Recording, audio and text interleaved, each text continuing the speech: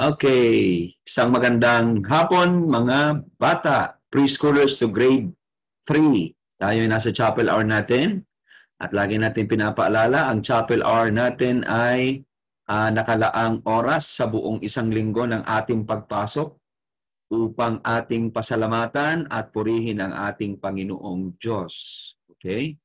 Sapagkat yun ang intensyon natin sa ating paaralan, no? Ang matutunan nating pahalagahan, sambahin, purihin ang pinagmumulan ng buhay natin, ang ating Panginoong Diyos. Okay? So, simulan na tayo ng ating pag-aaral at ang ating bibigyan ng pansin ngayong oras na ito ay ang tungkol sa wise men. Okay. Last week, it's all about the Lord Jesus Christ. Okay? It's all about the Lord Jesus Christ. The Word became flesh at siya ay, sa madalit sabi, Diyos na nagkatawang tao para sa kaligtasan nating mga tao. Okay, ang atin namang pag-aaral ngayon nasa Matthew chapter 2, verse 1 to 14.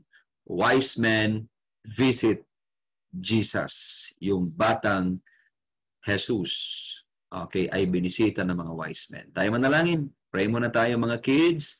Tayo lahat ipumikit. Tayo manalangin. Dakila naming Diyos, salamat po sa pagkakataong ito. Kami po ay muling makakapag-aral ng inyong salita. Tunay aming Diyos, lahat ng aming pwedeng makuha sa mundong ito ay mawawala, maiiwan namin, pero ang makukuha namin sa Biblia ay pangwalang hanggan. Kaya napakapalad po namin, kaya po Ama, pagpalaan niyo kami sa sandaling oras na ito sa aming pag-aaral ng inyong mga salita. Pangusapan niyo po kami, pagpatawad niyo po ang aming mga pagkukulang at pagkakamali. Ito po yung aming dalangin sa makapangyarihang pangalan po ng aming Panginoong Kristo. Amen at amen. Ang ating pag-aaral ay sa Matthew chapter 2. Okay? Kung kayo may mga Bible, pwede rin yung buksan. Matthew chapter 2, verse 1 to 14. Okay? So, in a land to the east, wise men saw a new, large, bright star in the night sky. No, it was a sign to them that a new king had been born. They packed gifts for the new king and set off to find him. So, nang ipanganak nga si Jesus sa Bethlehem ng Judea sa kaarawan ng Haring Herodes, narito ang mga pantas na laki nagsidating sa Jerusalem mula sa silanganan. At ito nga ang wise men. Nakita nila yung star. So, walang malinaw kung saang talaga, ano ba talaga itong mga taong ito. Pero ang isang malinaw ay meron silang knowledge about the birth of the King, the birth of the Lord Jesus Christ. And it was revealed to them by God, okay? Maybe by their knowledge of the Old Testament, no?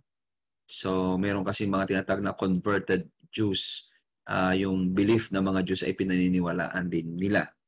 So, eto, nakita nila yung bituin ng pagpapakita na may haring darating. No? They followed the new bright star for many weeks. Okay? And it led them towards the land of the Jews and the city of Jerusalem where King Herod lived. So, sinundan nila yung star na yon na nagtuturo kung nasaan yung bagong panganak na hari at sila ay nakarating doon sa lugar ng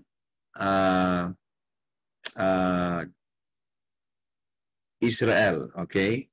Kung saan naghahari si Haring Herodes sa lugar ng Jerusalem. When the wise men got to Jerusalem, they asked, "Where is one who has been born king of the Jews? We saw his star when it rose and have come to worship him." So yun ang purpose nila, no? Sabi nila na saan naroon ipinanganak ang hari ng mga Hudyo, sapagkat aming nakita ang kanyang bituin sa silanganan at naparito kami upang siya isambahin. No? So, talagang meron silang knowledge, kay revealed truth sa kanilang kaisipan na itong hari na ito ay hindi mere human being because they came to worship the newborn king. So, hinahanap nila kung saan ipinanganak ang hari. When King Herod heard he was disturbed to find out about a new king being born. He called together the chief priests and teachers of the law to ask them where the promised Messiah was to be born. Nang marinig ito ni Haring Herodes, ay naggulumihanan siya, no? Nagkaroon siya ng pag-aalaala, pati ng buong Jerusalem, at pagkatipon sa lahat ng mga pangulong saserdote at mga eskriba ng bayan, na nakakaalam ng kasulatan, ay siniyasat niya sa kanila kung saan ipanganganak ang Kristo. So na-troubled itong Haring Herodes sapagkat siya ang hari at ang kanyang susunod na hari ay kanyang mga anak. Ay ano ito, meron lumabas sa bagong hari. Kaya troubled siya eh. So pinatawag niya yung mga expert in the Old Testament at tinanong saan ba ipapanganak yung hari ng mga Hudyo. So in-inquire ito ni Haring Herodes. Okay? At sumagot ang mga pinatawag niya na may kaalaman sa Old Testament, okay? Sa Bible. Ang sabi ng mga tao ay ito. At sinabi nila sa kanya sa Bethlehem ng Judea o ng Judea sapagkat ganito ang pagkakasulat ng propeta. So, ayun. In Bethlehem, in Judea, no? They replied, many years ago, the prophet wrote, you Bethlehem are not the least of the leaders of Judah. Out of you will come a king who will lead my people, the Jews. Ano yung sinabi? No? At ikaw, Bethlehem, sa lupa ng Huda, sa anumang paraan hindi ikaw ang pinakamaliit sa mga bayan ng Huda, sapagkat mula sa iyo'y lalabas ang isang gobernador na magiging pastor ng aking bayang Israel. So they know kung saan ipapanganak. Saan? Sa Bethlehem ng Judea, sapagkat yun ang prophecy ng propeta, okay, na nagturo, okay, ng kapanganakan ng ating Panginoong Jesucristo o ng haring darating. Herod had a secret meeting with the wise men to find out what time the star had been seen. He sent them to Bethlehem and said, go and find the young child. When you find him, let me know so I can go and worship him also. But secretly, Herod was planning to kill the new king. Ito yung plano ng hari. Nang magkagitinawag ni Herodes ang ila na lihim, ang mga pantas na lalaki, at kanyang siniyasat ng buong ingat sa kanila ang panahong isinilang ng bituin. At pinayao niya sila sa Bethlehem na sinasabi, kayo'y magsiparoon at ipagtanong ng buong ingat ang tungkol sa sanggol at pagkasumpong ninyo sa kanya ay ipagbigay alam ninyo sa akin upang ako na may makaparoon at sila'y aking sampahin. Okay. So, pero ang tunay na plano ng Haring Herodes ay ito'y patayin. No? So, makikita natin talagang ganyan ang reception ng tao sa Panginoong Jesus, ng hari. No? Hindi sila interesado. No? Bagamat, biro mo, hinahanap nung sa Bible o hinahanap nila sa Testament kung nasaan yung kapanganakan, hindi man lang sila pumunta para maghanap, sumama para maghanap. Ito namang Haring Herodes gusto bang patayin itong hari na sinasabing ipinanganak. So grabe ano, ito yung plano ng hari. The wise men set off and were overjoyed when they saw the star. Okay? It led them to Bethlehem and to the place where Mary, Joseph, and the young child Jesus were staying. At sila, pagkarinig ng hari, ay nagsiyao ng kanilang lakad. Narito ang bituing kanilang nakita sa silanganan, ay nanguna sa kanila hanggang sa sumapit at tumigil sa tapat ng kinaroroonan ng sanggol. No? At sila, sabi nung talata sa verse number 10, okay, basahin na natin ito. The wise men bowed before Jesus and worshipped him. They opened their bags of riches and gave him gifts of gold and perfume, spices, or frankincense and myrrh. So, makikita natin dito, at nang makita nila ang bituin, nangagalak sila ng di kawasang galak.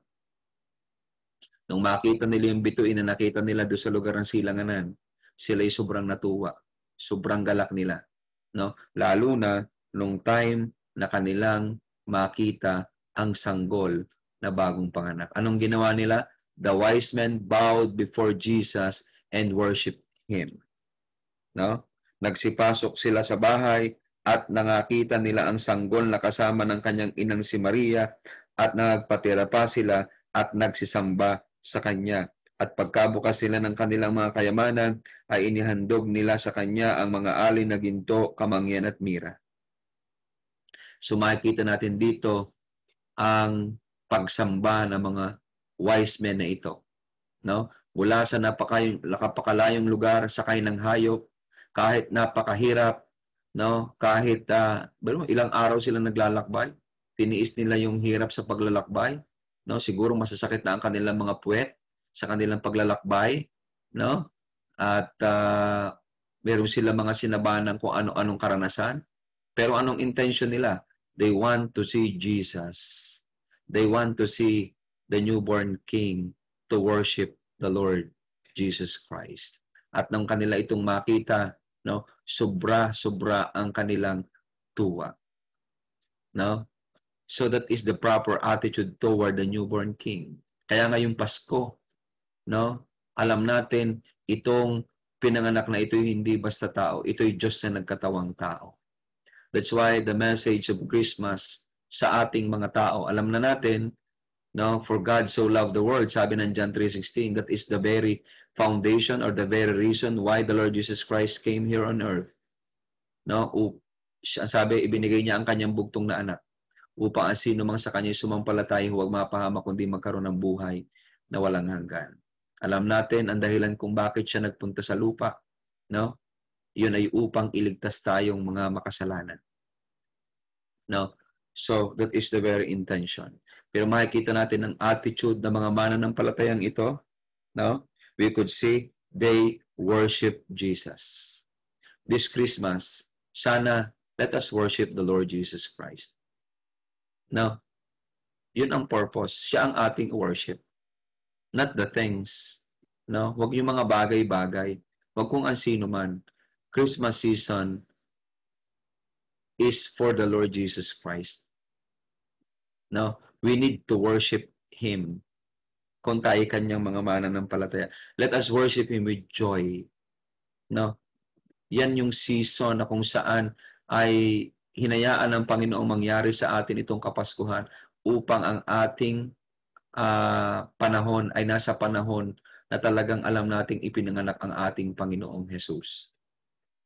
No, hindi lang sila nag-worship. Anong ginawa nila? Sabi ng verse, they opened their bags of riches and gave him gifts of gold, perfume, spices, of frankincense, and myrrh. At pagkabukas nila ng kanilang mga kayamanan, ay inihandog nila sa kanya ang mga alay na ginto at kamangyan at mira. No? You could see, may mga ginto silang daladala. What's the purpose of their riches na kanilang daladala? Just to offer to the Lord Jesus Christ. No? It means the message of Christmas is not for us to be attached to material things. Ang mensahe ng Pasko ay hindi upang ang ating puso ay maging attached o lalong magmahal sa mga material na bagay. The very message of Christmas is pwede nating alisin, pwede nating i-offer, pwedeng mawala sa atin ang lahat ng ito basta nasa atin si Kristo sapagkat ang halaga ni Kristo ay higit na mas matindi, mas malaki kaysa halaga ng ginto, kamangyan at mira. No? Hindi maipagpapalit. Lahat ng mga bagay nito ay maiiwan, pero si Jesus, sabi ng John 3:16, meron kang buhay na walang hanggan sa Kanya. No? Sabi ng John 14:6, siya lamang ang daan patungo sa langit. Sabi ng Ephesians 1:7, nasa Kanya ang kapatawaran ng ating mga kasalanan. Sa Hebrews, nasa Kanya ang ating katubusan na inilalarawan ng mga hayop ng unang panahon.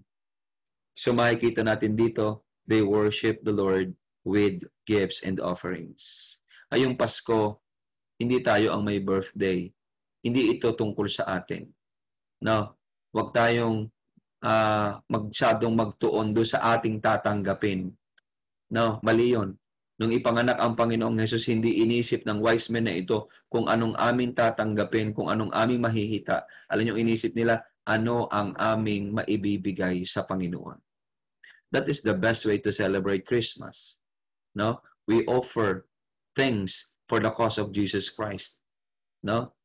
Para sa pagpapalaganap, pangangaral tungkol sa Panginoong Hesus, ay doon tayo mag-offering, doon tayo magbigay. No? Hindi ito yung panahon na tayo mag-iisip na ito ang aking tatanggapin, makasariling pag-iisip. No? Ito yung panahon kung saan tayo ay mag-o-offer sa Panginoon. Well, magaganda ang kanilang ini-offer. Lahat ng mga material na bagay na pwede nating ibigay sa Panginoon as an offering ay magaganda.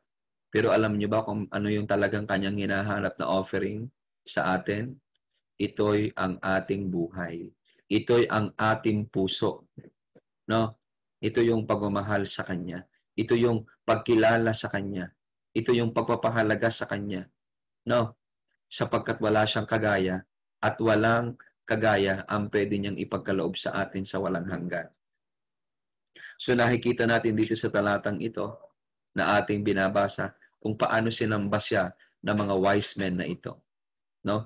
Na kahit napakahirap, kahit napakalayo, sila'y naglakbay at pumunta doon sa Bethlehem upang hanapin ang newborn king. At hindi lang sila pumunta roon na walang dala, meron silang offering para ibigay sa Panginoong Hesukristo. That is the right worship. No? Ano ang ginto? Ano ang mga material na bagay na ito kumpara sa halaga ng ating Panginoong Hesukristo? Hindi nila inisip kung anong iisipin ng mga tao, kung anong iisipin ng publiko. Ang malinaw sa kanila, kami sasamba sa Panginoong Hesukristo. That is the worship of the worship of the wise men. Yan ang pattern ng worship. No, hindi natin iniisip kung anong kakutsaan o sasabihin ng iba. Basta ang mahalaga, ating sinasamba, pinapupurihan ng ating Panginoong Hesukristo. So sa oras na ito, nakikita natin na hindi sinaway itong wise men na ito na huwag kayo sumamba, tao lang ito. No. Alam natin sa nakaraang pag-aaral, the Word became flesh and the Word was God. Ang Word na ito ay Diyos na nagkatawang tao. Oo. At alam niyo ang kanilang nararamdaman sa oras na ito, sobra nilang saya. Bakit? Dahil sila tumanggap ng regalo? Hindi. Dahil nakita nila ang Panginoong Hesukristo. No? They saw their Savior and King and God. And they offer. They offer. No? So, ngayong Pasko, dahil ipinanganak ang ating Panginoong Hesukristo, sambahin natin siya. No? Lumapit tayo sa Kanya. At atin tanggapin ang layunin ng Kanyang pagparito. Ito'y upang ang ating mga kasalanan ay mapatawad. No? Upang tayo lumayo sa kasalanan. Upang ang ating pag-ibig ay kay Kristo natin ipagkaloob at hindi sa kasalanan. Yan ang mensahe ng Pasko. Tayo magsisi at manampalataya kay Kristo Jesus. Oo, hindi siya ipinanganak at naging tao para lang maging figure. Siya'y naging tao, ipinanganak siya sapagkat merong mga bagay o may bagay tayong kailangan para maligtas. Ano yun? Ito yung perpektong buhay na hindi natin kayang i-produce o gawin na ginawa ng ating Panginoong Hesukristo mula sa kanyang kapanganakan hanggang sa kanyang kamatayan. At doon sa dulo sa krus ng Kalbaryo, dinala niya ang lahat ng ating kasalanan at siya ay namatay, doon biniyaran ng ating mga kasalanan. That's the purpose of His coming. Yan ang diwa ng Pasko. Kaya naman, ngayong oras na ito, sana tayo kinakausap ng ating Panginoon. No? So, sana magbago ang ating mindset. Mali ang iisipin natin ngayong Paskong ito, yung ating makukuha. Minsan, nakakalungkot. Ngayon, ang mga bata ay nagdidemanda ng regalo. Hindi nung tulad ng panahon namin, nag-iintay kami ay kung bigyan, okay. Okay, kung hindi bigyan, okay. Ngayon, parang nagdidemand na, parang naghahanap na, hoy, hindi ko may birthday. Hindi ko naghahanap ng regalo. Ha?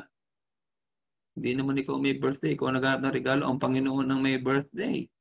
O bakit ikaw ang nag-expect? No. Christmas is to give to the Lord and for the cause of Christ, not to receive. No, hindi tayo. So nakakahiya naman, nagdidiwang tayo ng Pasko, yung may birthday, baliwala. Saan kayo nakita na nagdidiwang ng may birthday, yung may birthday, hindi ninyo binibigyan ng pansin? No? So, ngaya naman tayo ay nagpapasalamat. Sana hindi lang pagkain, hindi lamang chicken, salad, spaghetti, o anong mga pagkain ang ating inihahanda pag Pasko at wala lang ang may birthday ni hindi natin iintindi kung ano bagang diwa ng Pasko o ni hindi tayo nananalangin, ni hindi natin inaalaala ang Panginoong Jesucristo. Kaya nakakalungkot na pagdiriwang ng Pasko yan. Kaya maraming Pasko, walang Kristo. May sesto, no? May Diyos, may pagkain, wala namang Kristo. Anong klaseng Pasko yan? No, that is a kind of pagan practice. No? So, tayong mga Kristiyano, ay ito yung best moment na kung saan atin tinetreasure, tinecherish, no? Ating ginagamit na pagkakataon upang samantalahin na ipangalandakan, ipangaral ang ating Panginoong Jesus. Okay, so dyan na lang muna tayo magtatapos at ang istorya ay sinabihan ng anghel itong mga tao na ito, okay, na huwag nang babalik kay Herodes. No? Kaya nung malaman ni Haring Herodes na hindi bumalik yung mga wise men, ay ipinapatay niya yung lahat ng 2 years old and below. No? At tumakas naman itong sina Mary, Joseph at ang Panginoong Hesukristo papunta ng Egypt. At nung mamatay na si Haring Herodes, nagbalik na sila at nagpunta ng Nazareth. Kaya tinawag ang Panginoong Jesus na Nazareno. Okay? So sana nakita natin ang ating mensahe ngayon. Sana tumatak sa isip natin itong pangyayaring ito. Si Jesus ay hari, no? At ito'y tagapagligtas, ito'y Panginoon ng ating buhay. Dapat siyang sinasamba, dapat siyang pinapupurihan, dapat siyang pinasasalamatan sapagkat utang natin ang lahat sa Kanya, higit ang kaligtasan ng ating kaluluwa. Okay? So, salamat sa ating Panginoon. Tayong lahat itumungo, tayong manalangin. Dakilang Diyos, salamat po sa aming pag-aaral ngayong oras na ito. Nakita po namin ang mga wise men kung paano po sila kumilos at gumalaw at kung paano nila tinato ang Panginoong Jesucristo. Tunay Ama, tulungan niyo kami maging kagaya ng wise men na ito. Mahirap man, malayo man, pagdating sa pagsamba kay Kristo, ay hindi po yun ang aming gagawin dahilan. Ano man ang hirap, ano man ang pagod, ay si Kristo'y aming papupuri at sasambahin. At tunay Ama, na ang tunay na pagsamba kay Kristo'y nawawala, ay kawalan ng attachment sa mga bagay ng mundo. Kagaya na po ng mga wise men na ito, to the point sila po nag-offer ng napakagandang gift sa Panginoong Jesus. Sana po gawin din namin ito, Panginoon. Sana hindi po ang aming iniisip ay kung anong aming matatanggap, kung aming ang aming sarili, Panginoon, kundi ang aming pong isipin ay kung paano namin makapagbibigay para lalong kumalat ang kabantugan, ang kahalagahan, ang karilagan ng Panginoong Jesus sa sinukuban na ito. Salamat po ng napakarami. Purihin po kayo. Pagpalain po ninyo ang aming pong weekend. Sana po kayo po ang sumamang patuloy sa amin. Ito po yung aming dalangin sa pangalan po ng Panginoong Jesucristo. Amen at amen. Mga bata, ngayong Sabado at Linggo, sana gamitin natin sa mahalagang bagay, lalo na ang Linggo, sana'y para sa pagsamba kay Kristo. No? Hindi para sa pag-iwas kay Kristo o pagbabaliwala kay Kristo Jesus. So, pagpalain tayo ng Panginoon, mag-review tayo sapagkat exam natin sa Lunes. Tandaan, exam natin sa Lunes, mag-aaral kayong mabuti, matagal na namang ini-announce yan, kaya dapat nakapaghanda na rin tayo utay-utay ng ating pag-aaral. Okay, God bless you, pagpalain tayo ng ating Panginoon.